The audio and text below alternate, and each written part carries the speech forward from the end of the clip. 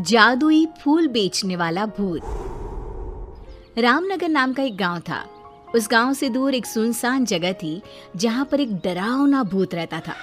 उस भूत ने अपने घर में तरह तरह के रंग बिरंगे फूल उगा रखे थे, जिन्हें वो टोकरे में भरकर आम आदमी के रूप में बेचने के लिए ले जाया करता था।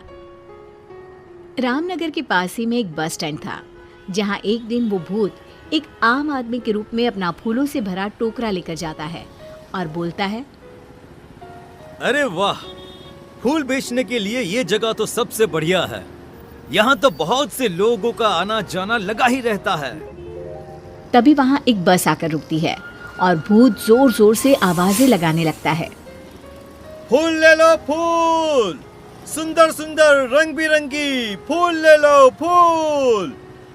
तभी बस में बैठा एक आदमी फूल वाले को बुलाता है।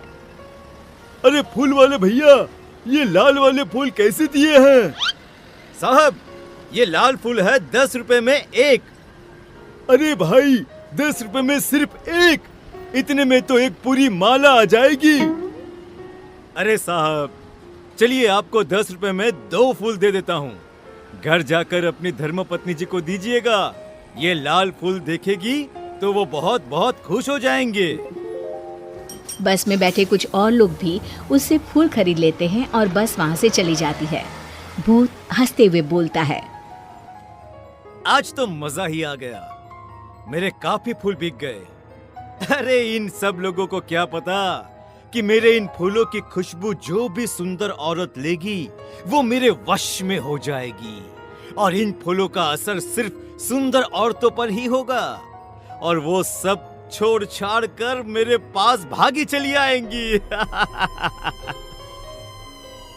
ऐसा बोलकर भूत जोर जोर से हंसने लगता है और अपने घर चला जाता है। फिर बस वाला आदमी अपने घर पहुंचकर अपनी पत्नी को बुलाता है और मुस्कुराते हुए उससे कहता है, ओ मेरी प्यारी शीला, अरे जरा देख तो, आज मैं तुम्हारे लिए क्या लाया हूँ। अजी क्या बात है, आज तो आप बहुत खुश नजर आ रहे हो। मैं अपनी लाल परी के लिए लाल गुलाब लाया हूँ। अजी आप भी ना कैसी बातें करते हैं। ये गुलाब तो सच में बहुत सुंदर है, इसकी खुशबू से तो पूरा कमरा ही महक उठा। ये कहकर शीला फूल अपने बालों में लगा लेती है। फिर रात को वे दोनों अपने कमरे में सो जाते हैं। आधी रात होते ही शीला अपने घर से निकलकर भूत के पास पहुंच जाती है। अरे वाह, मेरे फूलों की खुशबू आखिर तुझे मेरे पास ले ही आई। फिर भूत शीला को एक कमरे में बंद कर देता है। तभी 2 और सुंदर औरतें वहां आती हैं। वे औरतें भी उस भूत के वश में होती है। भूत उन्हें भी ले जाकर शीला के साथ कमरे में बंद कर देता है।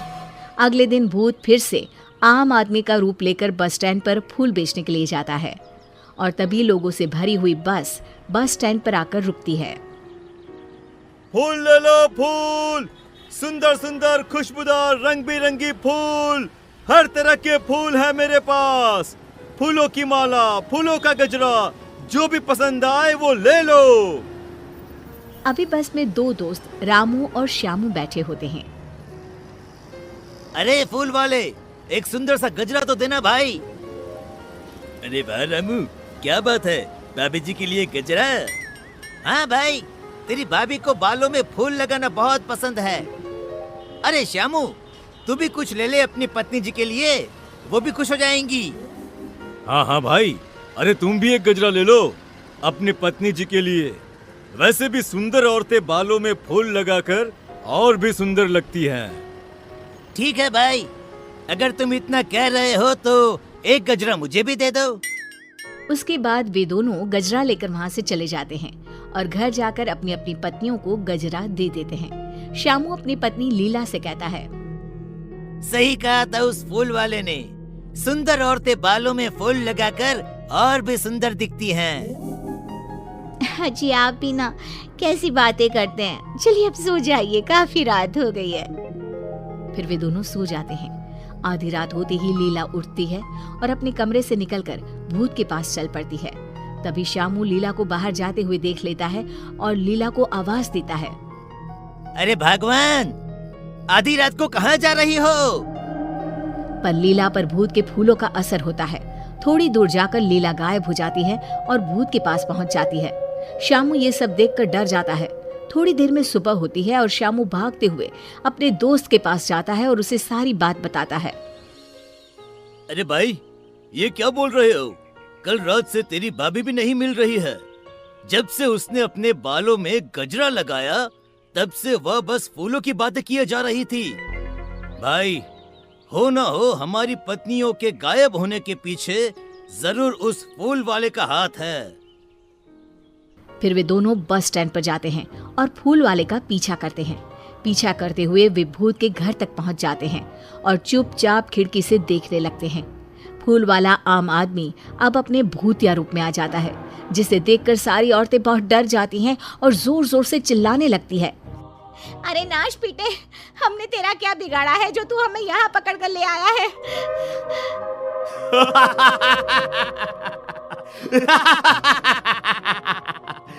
तुम सुंदर औरतों के खून से ही तो मेरे इन सुंदर सुंदर फूलों को शक्ति मिलती है।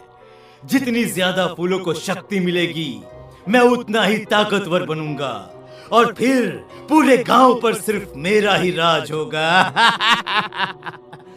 आज आधी रात को ही मैं एक एक करके तुम सारी सुंदरियों का खून अपने फूलों में डालूंगा। रामू और श्यामू ये सब खिड़की से देख और सुन रहे होते हैं। तभी रामू बोलता है। अरे भाई श्यामू, ये फूल बेचने वाला तो भूत निकला। अब हमें इन सभी औरतों को भूत के चुंगल से निकालने के लिए कुछ न कुछ करना ही होगा। हाँ भाई, हमारी पत्नी भी तो हमारे लिए कितना कुछ करती है। आज हमारी बारी है इनके लिए कुछ करने की। ये कहकर दोनों गांव चले जाते हैं और गांव के सरपंच को सारी बात बताते हैं। तभी कुछ और लोग भी वहां आ जाते हैं। उनमें से एक आदमी सरपंच से कहता है। सरपंच जी, मेरी बीवी भी 2 दिनों से गायब है। कहीं वो भी उस भूत के पास तो नहीं चली गई?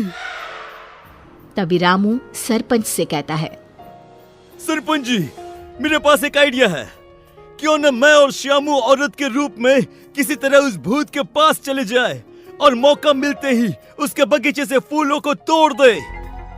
अपनी पत्नियों को बचाने के लिए तुम सब उस शैतान भूत से भी लड़ने को तैयार हो। ये देखकर मुझे बहुत खुशी हो रही है। अरे भाई रात होने वाली है। भूत उन सब औरतों को कुछ करे उससे पहले हमें वहां पहुंचना होगा। ये कहकर सभी वहां से चले जाते हैं। रामू और श्यामू साड़ी पहनकर भूत के पास जाते हैं। अरे वाह, आज तो मजा ही आ गया। तुम दोनों कितनी सुंदर हो कि सबसे पहले मैं तुम दोनों का ही खून अपने फूलों में डालूंगा। भूत ये कहकर जोर जोर से हंसने लगता है। अरे मर गया रे नास पिचा, अरे सबसे पहले हमें ही मार डालेगा। रामू मौका देखकर सरपंच और गांव के बाकी लोगों को भूत के फूलों के बगीचे में ले जाता है और सभी मिलकर फूलों को तोड़ देते हैं। जैसे ही फूल टूटते हैं भूत जलने लगता है और जोर जोर से चिल्लाने लगता है। तुम दोनों ने मेरे साथ धोखा किया है, मैं तुम दोनों को नहीं छोड़ूंगा। आखिर भूत राख में बदल जाता है। सभी औरतें भूत के चंगुल से निकलकर बहुत खुश होती हैं और सब अपने गांव वापस लौटते हैं।